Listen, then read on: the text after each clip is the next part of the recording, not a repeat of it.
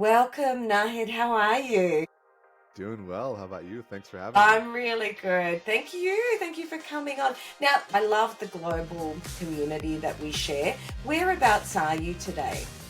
Yeah, I'm based in Dallas, Texas, in the US. Fantastic. And you're just going into your spring, right? Yes, exactly. Mm-mm. Texas kind of has a very schizophrenic kind of weather. Like you can get there's a joke here in Dallas that you can get all four seasons in one day. I like Which Melbourne. exactly. But yeah, the weather's kind of nice right now. It's starting to get pretty warm. Fantastic. So it's nice to talk to people in the north, well, the northern hemisphere, and Yeah. and we're coming together today to talk about scaling HR. You've got a real passion around scaling HR. You've done this a lot in your career, but what are the things that got you to this point? A little bit of an unexpected path, and we were talking a little bit about that when we met a while ago. Yeah. So I'd love you to share that.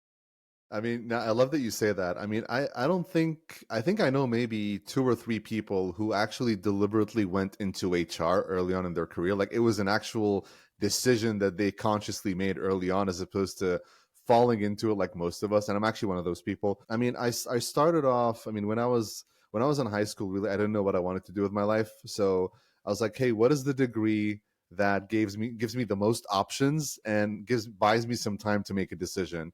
I was like, hey, Mm, business school made a lot of sense. So I got a bachelor's degree in international business management. But then I'm someone who's always been passionate about technology and IT and so forth. So I got a graduate master's degree in information systems management. Throughout my college years, I was taking like elective courses in HR and so forth. So it was sort of an interesting topic to me, but it was never something I considered would become a career. And the when I actually thought about it consciously is I used to work in a lot of IT sales early on in my career. And there was this company I was working for that was a regional hardware sales, IT sales company, distributors for like HP, Dell, and these kind of organizations. right. So I was part of their sales team. And this was a company that was growing triple digits. Money was coming in through the door, Mm-mm. expansion, like all the good things you would expect from a business, right? You're growing quickly, your customers are happy, the finances are good, there's good product market fit, but something seemed off with how decisions were being made internally. Leaders were always bickering. It was very questionable how some people were in some positions. And this was me early on in my career, right? And there were people who were making very big decisions who you could tell did not have the capabilities nor the skills to make those decisions. So something seemed off. And I moved away from that company like 8 months after joining them. But I found out like after 2 years after that, they bankrupt themselves from having tens of millions of dollars in revenue. So that for me I was like, this is interesting. Like, this is a company Mm. that was like skyrocketing, and they happened to bankrupt themselves within a couple of years of all that success. And I started talking to a lot of people who were in the management in that company, and trying to understand, hey, what happened? Like, how did this really happen? Pretty much, and all of the answers I got pointed to one thing and one thing only: people decisions. And Yeah. and what I mean by that is we're talking about how the organization structure is put together, who are the people in which roles, how hiring was done, the culture of the organization, a lot of things around people were they led to the demise of the company. That for me, I think was the starting point for what got me interested in the space. And I actually went on like a personal mission of just self teaching myself HR as I was doing other types of jobs. And I went through HR certification, just started self learning, during my off hours and and on weekends. And what got me really into the scaling HR space is that I've always had a passion for startups and entrepreneurship because I come from a family of entrepreneurs. My parents and grandparents, pretty much all of them, like all the family tree that I actually know who were living at the time that I was born and so forth had some business of some sort, be it a small Amazing. mom and pop shop or even big Yeah. businesses. So I was always interested in that space. And given that I had no HR experience at the time and I was doing like sales and some other stuff, I actually offered my services pro bono to some Mm-mm. VC firms and PE backed, organizations for free. Just I was like, it's a win-win, right? I'll offer some expertise, not expertise, but like I have some knowledge now that I can help you guys with your early stage, Yeah. and it'll help me also learn. I did that for 2 to 3 years and it was pretty successful. And that was Hmm. really what got me on the path towards working, in the scalability scene of mostly tech companies. Right. And now just give us a sense of, so what is your business, and what are the kinds of clients that you're working with now? Yeah, definitely. So I've worked with clients of, all shapes and sizes and geographies and so forth, but I've really narrowed down into companies that are within the 7 to 9 figure mark of revenues. Typical headcount is around the 50 to 100 plus. Hmm. That's usually the entry point of most companies I start working with, because that's really where they start focusing a little more on the people side of things. So most of the companies I work with, really, they are on the they are on the growth path, meaning they have started to experience some type of success, and they are planning to grow, and there is a strategy to grow. But where I come in is I help companies grow sustainably, Yeah. because a lot of companies, typically when they scale, so this is something not a lot of people know, but almost half of scaling operations fail. And what I mean by that is they invest a lot of money to grow, to expand, to hire, and so forth. But that usually, in a lot of cases, actually leads to either the plateau of a company or the beginning of the end, because of misplaced investments and other things of that sort. So, where I come in, generally speaking, is to work with these companies on designing a people strategy that complements the business strategy, because the people function is an enabler of helping businesses succeed. Of course, the business always has to have the core functions, or the I would say the core requirements of a successful business, right?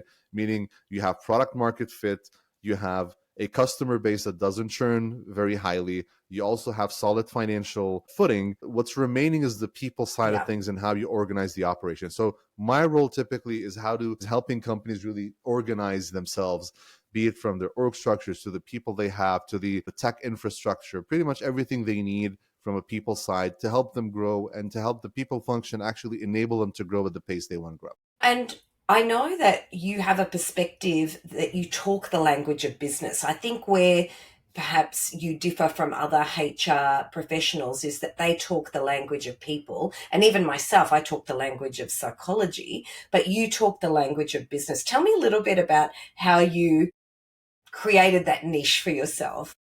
Yeah, no, that's I love that question, and I get it a lot too, because given, of course, to your point, what I say usually and how the positioning is. But I'm a strong believer that for HR to be successful and valuable to a business, it has to operate with the business in mind first.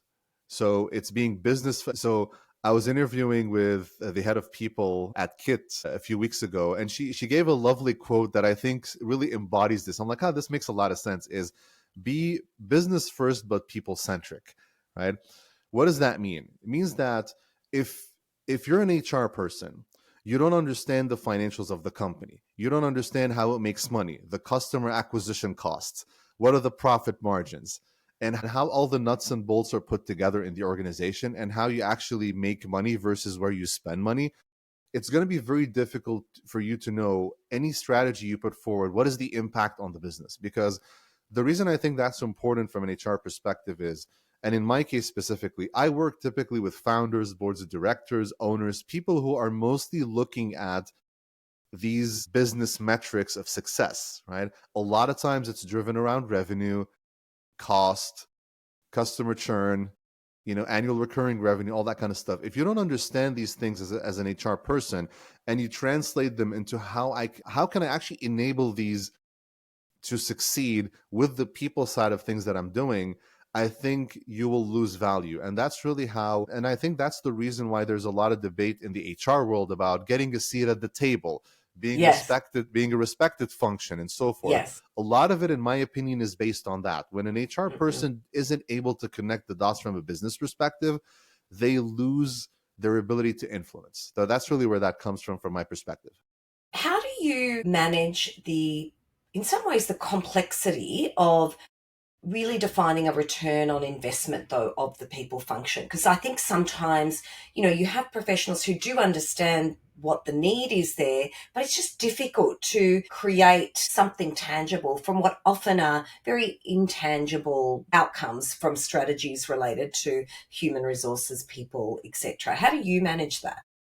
No, yeah, that's a lovely question. To your point, the people function is notorious for being very difficult to quantify in terms of Yes. return and impact, right? There are things which are very difficult. Yes, definitely, right? But there are things which are very simple. And generally speaking, when you take a step back, you can always link what you're doing in the people function to some impact on the business as a whole. And let me give you a few examples just to demonstrate, right? Let's say, for example, that we are trying to implement a new recruitment strategy. What do I mean by that?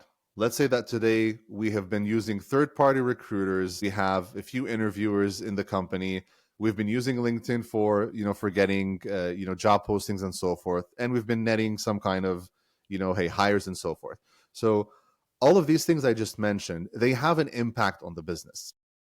If you're using third party recruiters, there's a financial impact, right?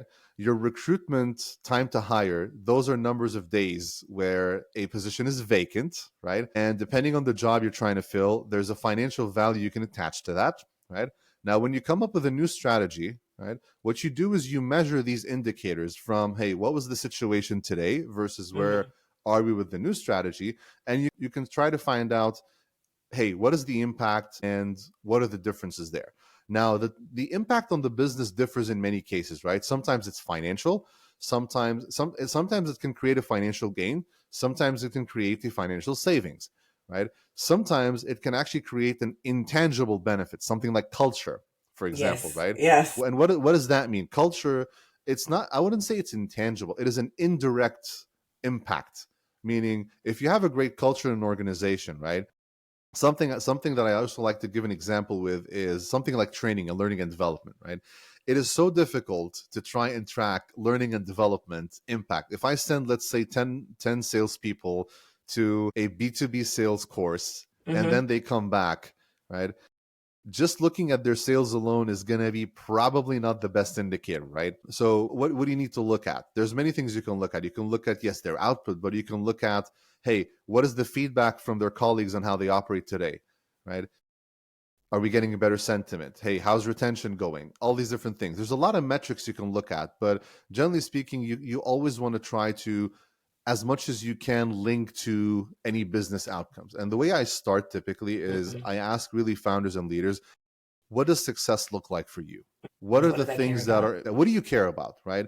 And what are the things that you want to see succeed in the business? And let's Yeah. focus on the things that actually impact those things, as opposed to trying to throw spaghetti at the wall and see what sticks, right? Yeah. So Yeah. that's also how I think about that. I think that's really key to focus on results, because what I see when I look at many of the dashboards that organizations are using around their people metrics is there's a lot of input and throughput measures, but not linking to results or not measuring results over time. And I think that you need discipline to do that. Could you think about perhaps an example of some really good results metrics? Because maybe it's that we just need to expand the way we think about what data we're collecting. Yeah, I mean, there's a good example I can give, which was a situation I was dealing with. I think it was like 2 to 3 years ago, maybe. So there was a company that I was working with. They're in the tech space, so it's a B2B SaaS company, and they were hitting a ceiling with their ability to grow their revenues. And what they would do is they would always pump in investment into the company, right? Hire more people and so forth. They would see a little spike in revenue, then it would nosedive a little bit.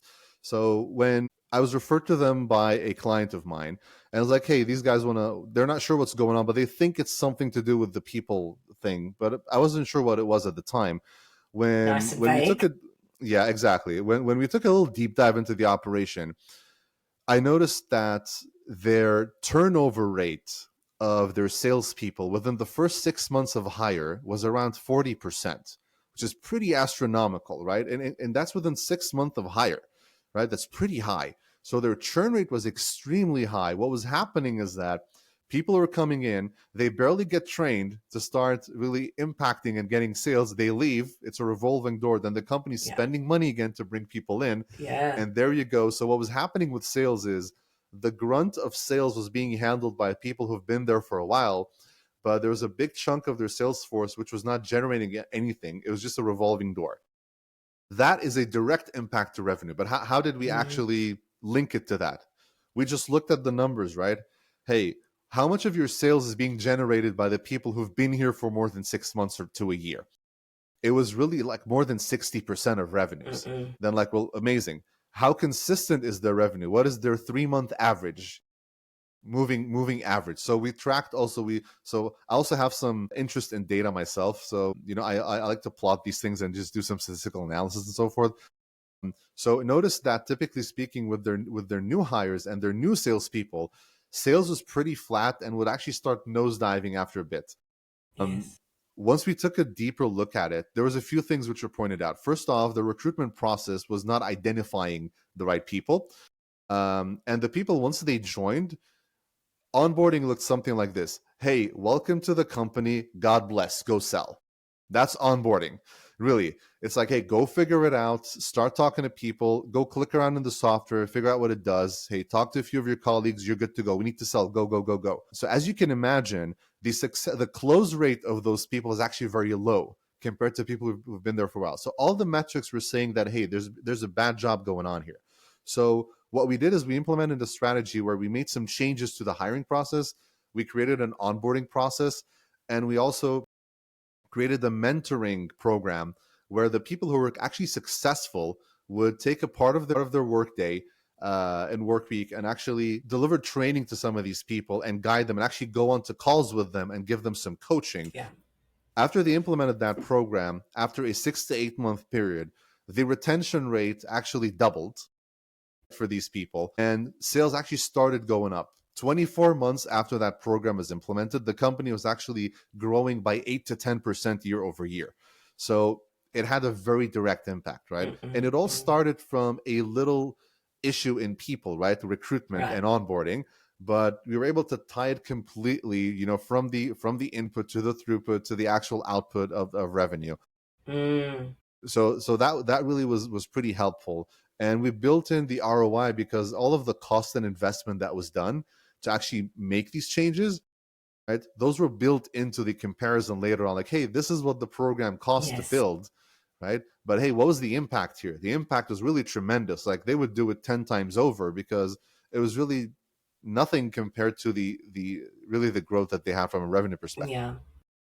And Ned, you talked about so you definitely agree. I think that's a really good story, and but that gives you a sense of that return on investment. I just want to go into that a little bit. You talked about right people, so they weren't attracting the right people. Can you Correct. tell me a little bit about what you mean by right people? Because that's something that I Yes. talk to clients a lot about. But what do you mean by right people? No, definitely. So I believe that every company, right, when they define who they're going to be and how they're going to do business, there's a certain kind of profile that they're looking for, typically speaking, that will fit the mold of the business. And there's no such thing as, hey, this person's good or bad. It's, hey, do they fit what you're trying to do and how you're trying to do it or not? And where I try to come in is with right people. I mean, hey, are you first of all trying to communicate to the type of candidate who will actually be set up for success in your organization, where their mode of operating, their values, the way what they're interested in, their goals and aspirations, do they actually align with what the business is doing? That for me is the start. And having known that, once you actually bring those people in, are you actually giving them the chance to succeed? Are you setting them up for success, and you're actually Mm, equipping them with yeah, what they need to actually flourish in the organization? yeah. A lot of times what I see, and especially with this specific company, is that we're looking for someone with archetype A, right? And that's kind of what we need. But a lot of times the company does not concretely define what that looks like. And I see this a lot in the early stages of recruitment, right? Where there's this fluffy, very kind of general speak about, hey, we want someone who can do ABC, right? Someone who can hit the ground running, someone who can deal with change and all these different things. But how does that really translate on the job?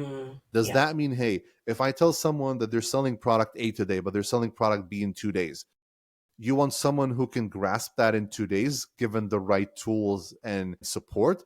Or do you want someone who's going to actually go dig themselves to try to learn this because there is going to be no support? Those are, it's the same thing you're looking for, but you're looking for a very different type of person who will succeed versus one who might that's not in true. this situation, Yeah. right? So that's kind of what I mean by the wrong person is you're bringing people in who are not able to succeed in the environment as it's currently set up because it does not fit how they operate. So that's kind of where I was going with that. So their default preferences may be misaligned. And what you're talking about is like a learning orientation. You know, do you have someone who's curious, learning, able to adapt really quickly and do the learning themselves? Or are they more detailed conscious and likely to really succeed when they have someone really spelling out, you know, procedures, and they'll actually be great at following procedures? Very different preferences. Yeah, exactly. So when put in the same situation, right, what is the type of individual that you Mm-mm. expect to succeed given the situation of your organization, right? Yeah, yeah. But also a lot of times, especially with not only with this company, but a lot of companies I've worked with, is they fail to define what those things are and what is the type of individual who will actually do well in this company. Who should I? And something I say with recruitment, you actually want to repel the people who are not a good fit and not try to Mm-mm. attract everyone, which is a mistake a lot of companies do during the hiring process. Is, hey, let's cast a wide net and we start Yes. filtering as we're going through the process. Like, no, you need to Mm-mm. repel the people who do not fit from the beginning, and you can do this with the communication, with the job posting details, a lot of the information you provide as part of the interview process and things of that sort, to sort of weed people out who will not be a good fit. Save yourself the trouble, save them the trouble, and just hire someone who will make sense for you. And you work with a lot of companies, startups, and businesses that are scaling and growing in technology. Tell me a little bit about, you know, what are the things that founders need to worry about when they're thinking about people and technology working together? Yeah, that's an amazing question, and I think it's becoming so much more relevant today with the Yeah. growth of AI. And every single day goes by, you hear something new or some Yeah. breakthrough with AI. But it's a very important question. Founders, I think, are a very, very important piece of a company's success or failure. Not only from the business side of things, but primarily from the people side of things. Founders, they transition from doing everything and wearing all hats in the early stages. For them to succeed, they need to transition to becoming more of a coach and a strategic visionary as opposed to someone who's trying to do everything all the time. Right. When it comes to people and technology, I think, again, it's an amazing question. People have always been great at doing work which requires significant cognitive abilities, creativity, work which is unstructured in nature. Mm-mm. Technology's always been great at doing work which is repeatable, which is predictable, and the Yes. inputs are clear. And people are not good at scaling. Human beings do not scale well. We procrastinate, we feel good one day, we feel bad another day. We have a fight with our friend, we're down. We win the lottery, we're ecstatic. So there's a lot of peaks and valleys, right? I mean, humans, one, we're not consistent, right? We're not like a machine. We can't operate at a certain consistency, and at the same time, we cannot scale. So what I usually recommend to founders and any business owner is, you need to think of what is the work that a human should be doing, the work that only they can do. And I don't care what AI model you have today and whatever tool you have, they're not as good as a human being when it comes to doing the kind of work I described, right? We're probably, if we have this conversation again, maybe in 10 years, who knows, right? The That's right. future is still unwritten. But the ability of human beings to understand technology and know how to manipulate it in a way where it can actually accentuate their capabilities is, I think, where founders need to be looking at today. Yeah. It's how do you use technology to really boost your human capabilities and really put it into overdrive. That's really where that balance is. And again, I say balance because it's a very fine line which is always moving given how fast technology is moving today. Like, there's Yes. examples today in the workplace where there's companies who have tried to replace their entire customer service team with AI, Mm. right? Some of them have been successful, some of them have not been. In the HR space, we're hearing a lot about AI coaches, AI consultants, AI mentors, and so forth, right? But the thing with AI specifically, the output is only as good as your input. And providing inputs to AI, again, depending on what the problem is, you can get a lot of questionable outputs from AI sometimes. So that's really the balance. It's like, hey, how do we make sure that people keep doing what they're good at? And how can we deploy technology in a way to really boost up their capabilities and Mm. have technology deal with the things that people are just not good at and will never be good at? And I think I loved that you said people are not good at scaling because it's something to remember. I think that's a nice differentiator because I think, I speak to a lot of founders who are grappling with this because they're unaware of what the technology can do. And there's a lot of hype about what the Oh yeah. technology can do, right? So we Oh need yeah. to watch that hype. Some of it is hype, it's not reality. But I do agree that particularly for some of those tasks that people do on a repetitive scale, or perhaps when you're scaling up you want your market share to increase, your customer numbers to increase, your people can't maintain that consistency, but a machine can, an AI model can. And I think that's a really nice way of thinking about it, Nahed. I'm going to take that away. No, I mean, I'll give you a little example of something I've deployed with some of the teams I've worked with recently is let's talk about interviewing again in HR. Yes.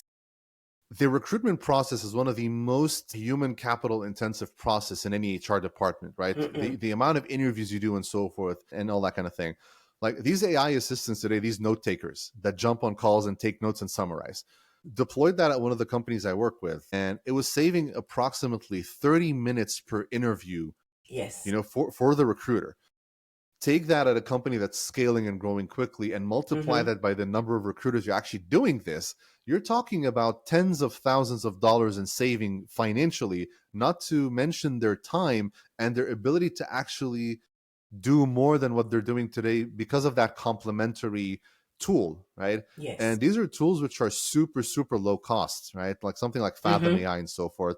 It's like, what Calendly did, 10 years ago with people would Scheduling. hire an admin assistant only to schedule meetings for them. That Yes. job doesn't exist today. Just to schedule meetings, like you just have a $20 a month subscription that does it better than any human being. That's right. So, I mean, we're only going to go from here, right? It's Mm. just evolution happening and people adapt to it.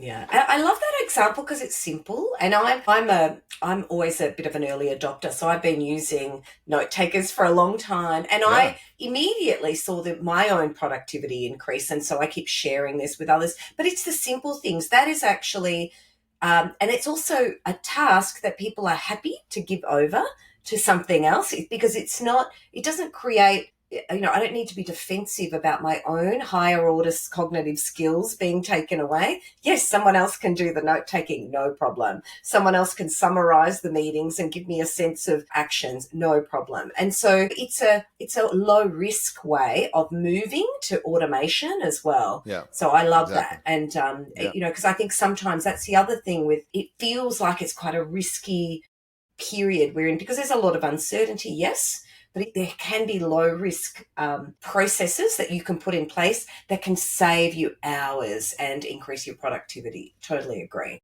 I agree with you because to your point, it is a big debate today as, hey, is AI going to be replacing some jobs? Is it going to be like killing some industries and things of that sort? I think like it could do that, right? Because a lot of technology does that. Yeah, there's a lot of jobs I can think of that, hey, might not exist in 5 to 10 years. But I think if you look at technology evolution throughout, the centuries, that's kind of been the same narrative all the time. It's really about, okay, how do we deploy? And again, there's a lot of hype around it. I'll give you an Yes. example. There's a lot of talk today about, hey, AI is going to replace software developers because AI can actually code. I was on a demo with a company that is considered one. I'm not going to name the company name, but it's one of the leaders in the space that is developing an AI coder. I was on a demo with them just last week, and the app crashed after 2 minutes. And for those people who don't know, like I used to do some like hobbyist kind of web development early in my days, so I kind of understand a little bit of the code. So it was one of the most basic kind of coding exercises, and the thing just went haywire. It just crashed, and the person demoing had to actually, and the person was a developer. He had to actually troubleshoot it for like 5 minutes to get it to understand how to continue. Right. So there is a lot of hype. There's a lot of, Yes. hey, we're talking the talk, but are we going to walk it? Right? But of course, with time, we're going to get there. I think we're going to get there to Yes, some we point. will But get there. again, we will get there. It's a lot about how do us people make sure that we keep leveraging our strengths. And again, I mean, I was in a car like 2 weeks ago in San Francisco in Phoenix that was driving itself.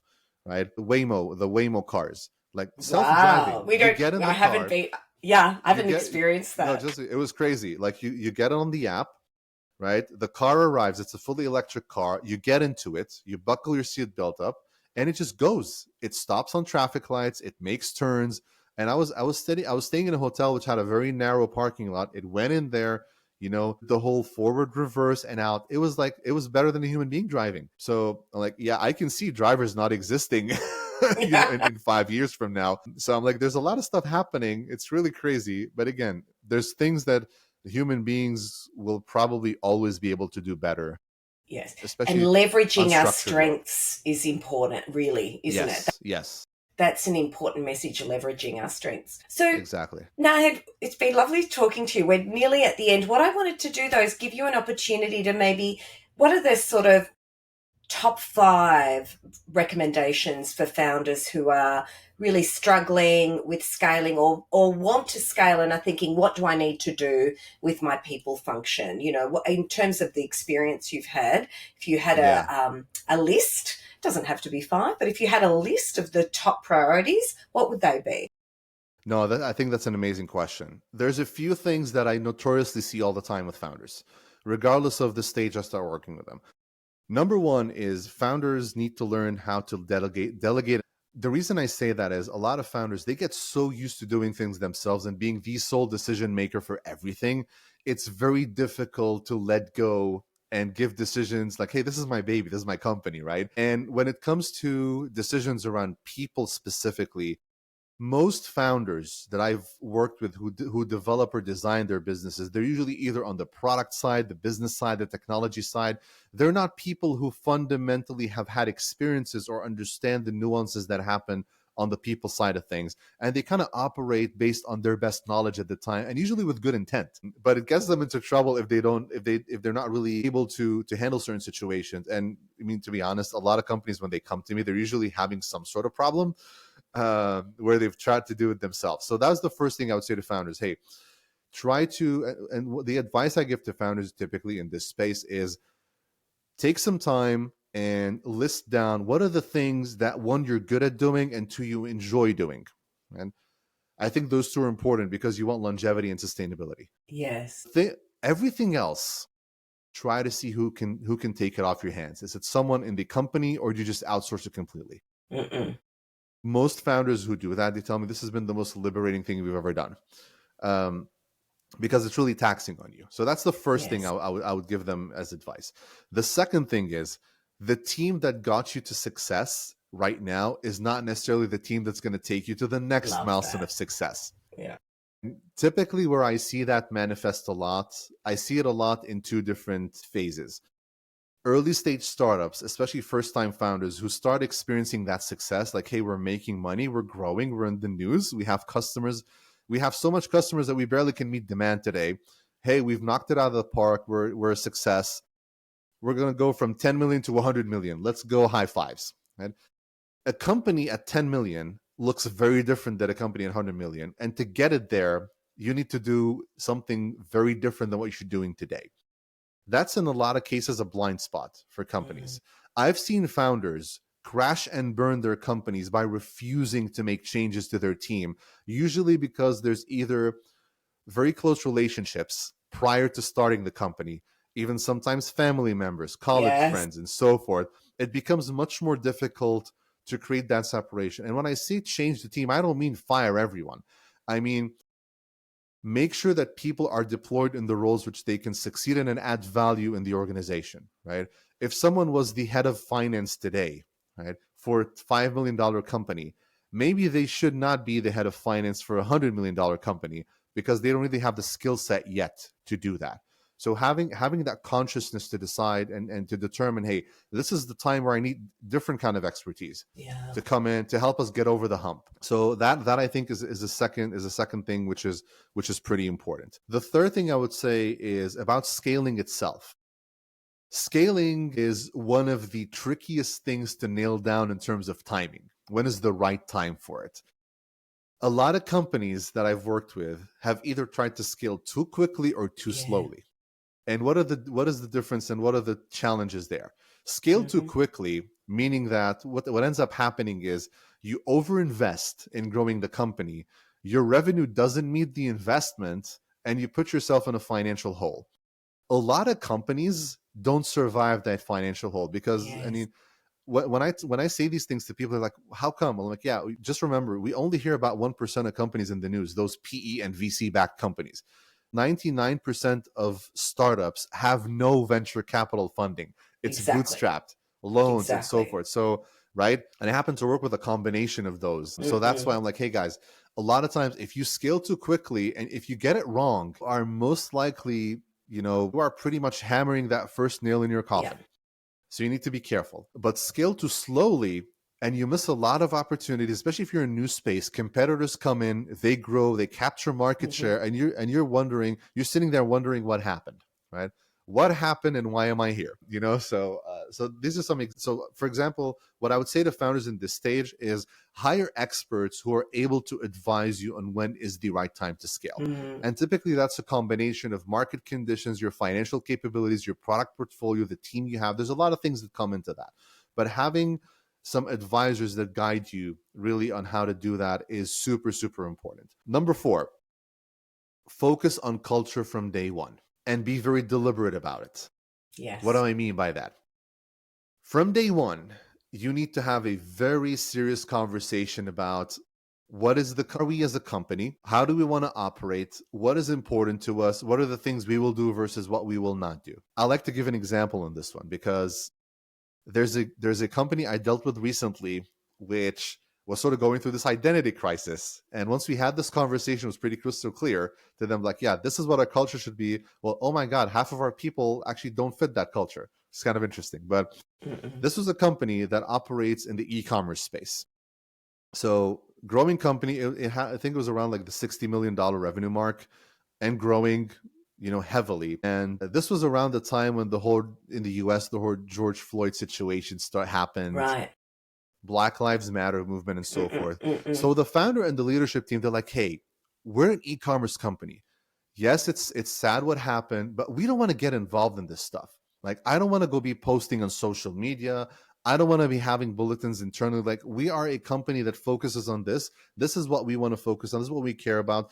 We're not here to save the world.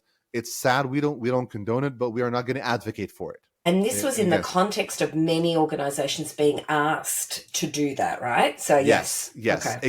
exactly. And Mm-mm. the reason this conversation started is because a lot of the employees in turn, like, oh my God, why aren't we doing anything? Why aren't we speaking out about this and so forth? So the company came to a decision after some very deliberate conversations is that, hey, us as a company, right, we respect human values, we respect everyone, and to the benefit of the company, a very diverse company internally, right? We respect diversity, we're all for it, and I think the company demographics are a good indicator of that, but we are not going to engage Mm-hmm. in the Mm-hmm. social stuff Mm-hmm. externally. If Yeah. you like it, great. If you don't like it, come to us. We'll actually pay you a severance to go. Right. It was a Interesting. very bold move, right? Very bold. But Yes. very bold. But I think that's the kind of boldness you need to think of as a founder from day Yeah. one. Yeah. What are the things that will fly in this company versus Mm, not? And mm. again, when you try to please everyone, you please no one. Exactly. So focus on what is the company that you're going to have, what kind of people are going to be able to operate here, what kind of values that they Mm-mm. need to have, ways of working, and so forth, and stick to it. Now, culture is not static, it evolves over time. So don't be a hardhead. And that goes into like number 4. 3 is be deliberate about culture, Yeah. right? And 4, but finally, number 5, do not hold to your guns all the time and be open that as you grow and as your organization develops, you need to be open to changes, right? I have another Yes. example on this one. There was a gaming company I was working with around 5 years ago, right? And you can tell from my background, I'm kind of passionate about life. Yeah. Like, been loving the gaming scene for a long time, and it was like, hey, working with a gaming company, that's pretty cool. So this was a company that, as part of their hiring, their first 4 years approximately, they will only hire people who have a lot of interest in the industry or who are actually gamers themselves. Like, part of the interviews, they actually asked gaming stuff in the interviews. They're like, Right. hey, if they don't love this industry and they don't know it, they can't succeed here. I Mm-hmm. respect that. Mm-hmm. As the company grew, right, and they grew past 80-90 million dollars, they Yeah. needed some levels of expertise that don't fit the archetype of people who typically you will see in the gaming scene. So Yes. there was this dilemma, like, okay, do we reject this person because they don't love our industry, right, or they just don't fit the mold of the culture here? Yeah. So there was some heavy conversations there where it's like, no, you know what, we're different today, it's a different business. Yes, we're Yes. still passionate about our industry, but like, hey, if we have a gaming day on Friday and you don't participate, you're not going to get shunned. Yeah. It's fine, right? It's Yeah. fine. So there was a bit of a shift there where that became Yeah. the norm. Like, hey, that part of interviewing and recruitment and selecting folks is no longer part of it. Right? We're only going to Mm-hmm. focus on certain things for that role. Culture is very important, Yeah. but there are little nuances which can develop over time. But Mm. that's another. So those are, I would say, that some of the primary 5 things that I see very consistently that I think Yeah. really apply to most startups. Fantastic. I love your top five. I agree with all of them. And I love particularly the last one about really being flexible and creating a reset as you Yeah, grow, because evolution. yeah, exactly. Things do change. And you're right, what led to your success when you're small is maybe not what you need when you start to Yeah, grow. And I can see that as well. So thank exactly. you, Nahed. It's been lovely to speak to you. Before we go, I know you're a podcast host as well. Tell us about your podcast. Yeah, thank you. So, yeah, my podcast is called Organized Chaos, Mm-hmm. a very fitting name for the work I do. And you can find it at organizedchaos.fyi to learn more about it, but also like on all the apps, from Spotify, Apple Podcasts, YouTube, and so forth. The podcast is really designed for founders and HR leaders who operate in startups and who are at that 7-figure mark and want to scale and grow through people. And really, like, the tagline for the podcast, as well as my business in general, is I help 7-figure companies go to 9 figures by turning HR into rocket fuel for their growth. It's that, Lovely. and I like to compare it to rockets, is because if you have a rocket, let's look at cars. Why rockets? Like, if you have a Ferrari and you put in like this cheap fuel that you drive your Hyundai in, it's not going to work properly, right? It's probably going to damage the engine. So a sports car needs that kind of fuel. Rockets need rocket fuel. You need the right Yeah. enabler and the right catalyst to get your company to grow. Mm, And from my perspective and my lens, the people function and people in general are the catalyst to any business's success. So get that right, you will succeed, assuming that you have all the other things in check with your business. yeah, fantastic. Thank you so much, Nahed. So many pearls of wisdom there. So, and we'll look forward to catching up with the podcast. I'm going to go and have a listen. So, No, thank you thank you. so much. No, thank you. Love being on the show, and thanks for having me Yeah, again. it's my pleasure.